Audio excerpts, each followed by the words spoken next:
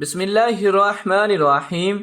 اگر شوہر مار پیٹ اور ظلم و ستم کرتا ہو یا کوئی تنگ دستی اور محتاجی کا شکار ہو تو یہ درود شریف بعد نماز فجر اور بعد نماز مغرب یا عشاء 71 بار پڑھ کر دعا کریں تو انشاءاللہ شوہر بیوی پر مہربان ہو جائے گا اور محتاجی و تنگ دستی سے بھی محفوظ رہے گا۔